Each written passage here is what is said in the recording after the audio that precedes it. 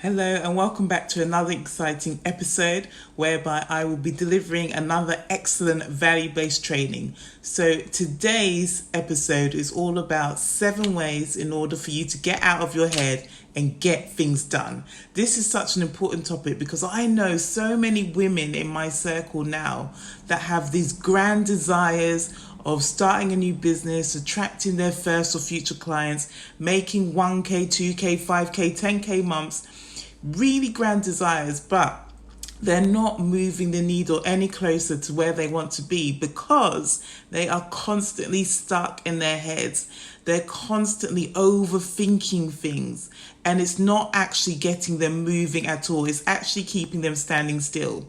So I've broken down this episode into 7 simple steps which are very simple to apply, and all it takes is just for you just to look within to see, how can I change what I'm doing now? How can I move myself closer to where I want to be by the end of the year or by next year? Whatever milestones that you've set for yourself and your business. So number 1 is all about just start now. Whenever you get that niggling thought, where you're just stuck in your head and you're thinking about, oh my gosh, is this the right way to do it? If I put this content post out, is anyone actually going to like it? Or, I'm scared that when I do a Facebook Live, no one's actually going to turn up. If you start to have those doubts, those limiting beliefs, I just want you just to take the action, because you never know what's on the other side. All those limiting beliefs that are floating about in our head have no actual real substance. It's just preconceived opinions that we've just placed on ourselves, and there's actually no truth to them. So the best way to overcome it is for you just to take action. Just start now.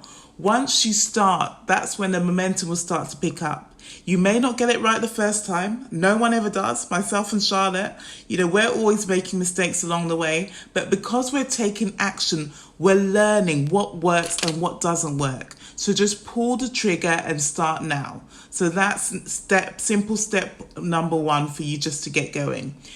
Number 2 is all about do one thing at a time. Charlotte and I, we're always of the mantra, do one thing and do it well.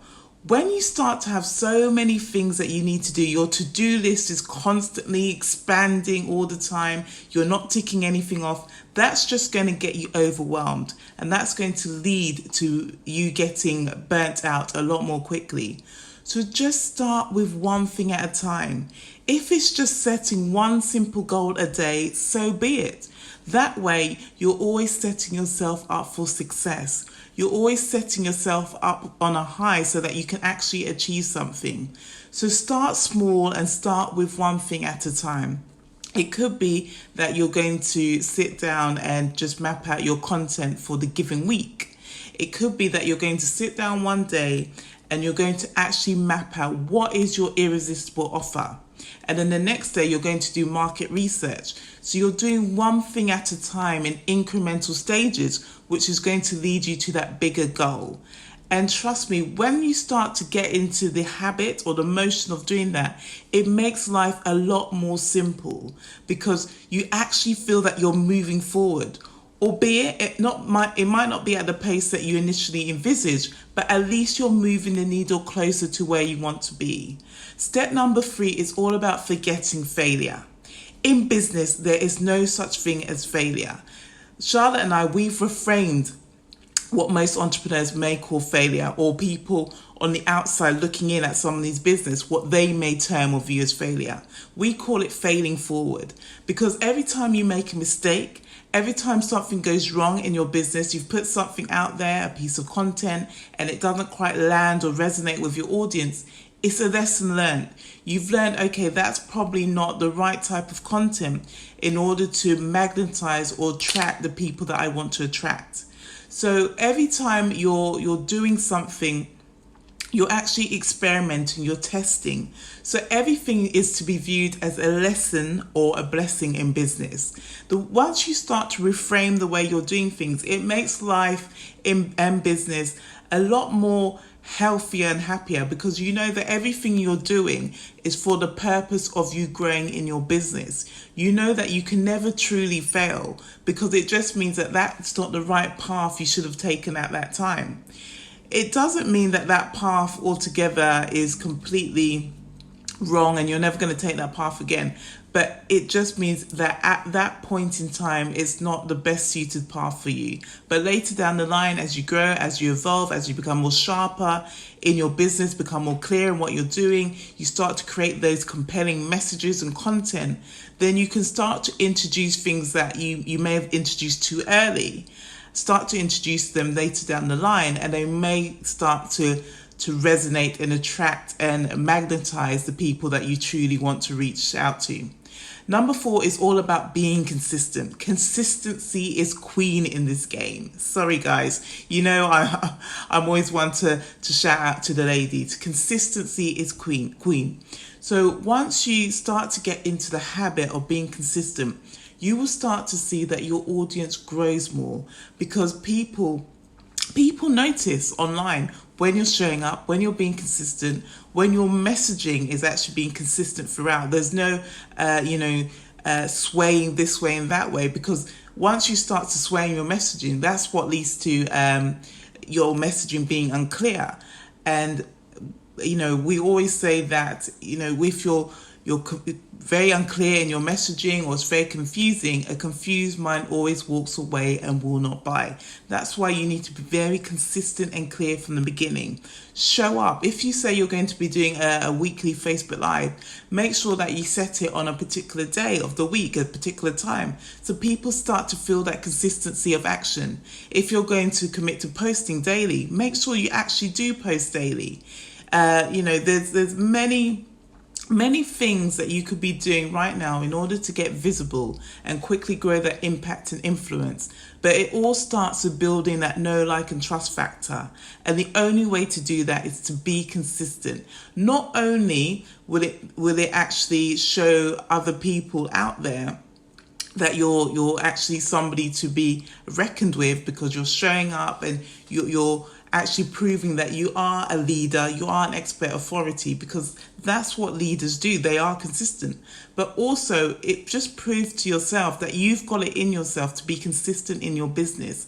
And a consistent business leads to a successful business. Number 5 is all about choosing the right circle of influence.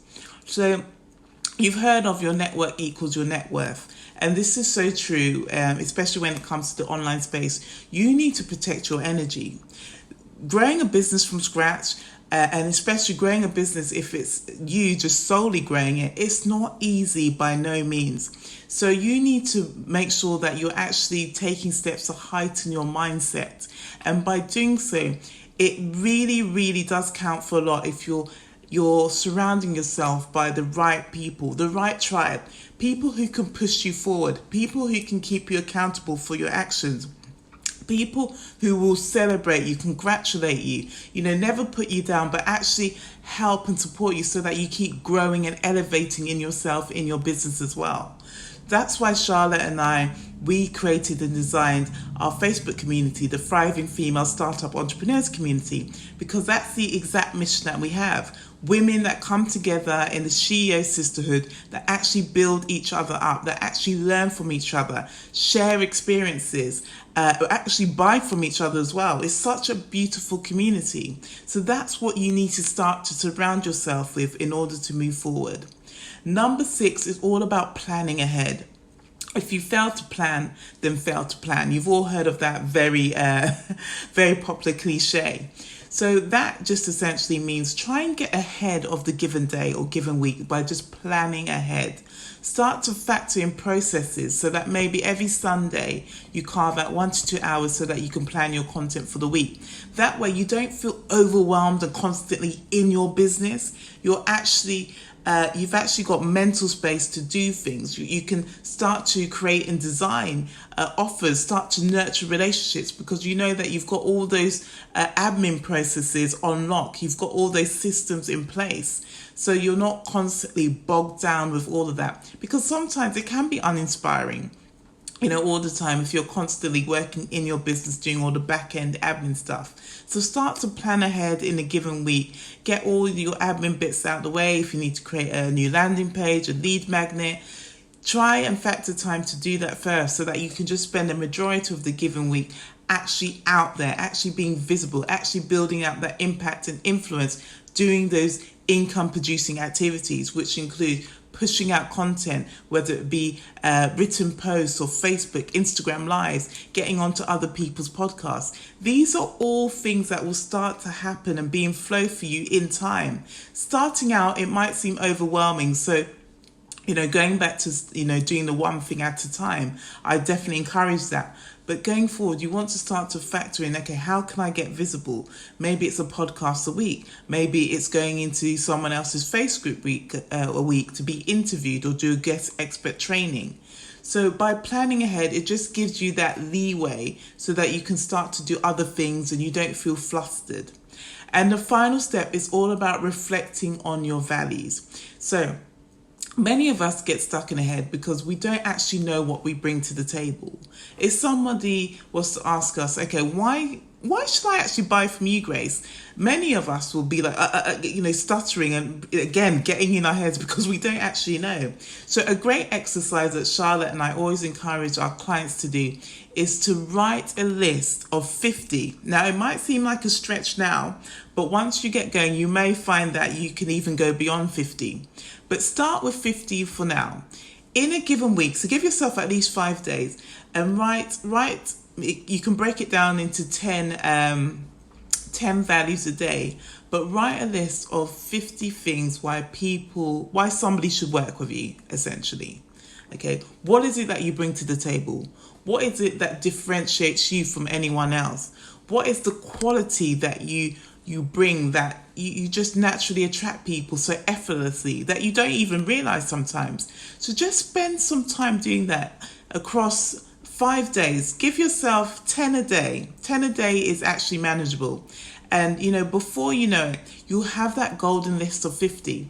And once you get that list of 50, I want you for the next 21 days to recite that list to yourself so that every time you wake up in the morning, you know your worth, you know your value, and that will set you up for the day or week ahead so that every time you're showing up, you can keep on reverting back to this list saying, I know what I'm doing. I've got this gift, I've got this expertise, I've got this passion, and I know what I bring to the table. And once you start to do that, you'll build up that confidence, and that confidence will naturally just be felt every time that you show up online, whether it be in a written post, whether it be actually on a live video. It will just really just ooze from you. Everyone will feel that aura, that warmth, because you feel confident within yourself that you can actually deliver this result, this transformation to which your product, service or offer is all about. So there you have it. There are my 7 ways to get out of your head and actually get things done. Make sure that you do the final exercise that I've spoken about. It is just a mind-blowing exercise and it's really going to take you forward and start to get you feeling confident within yourself.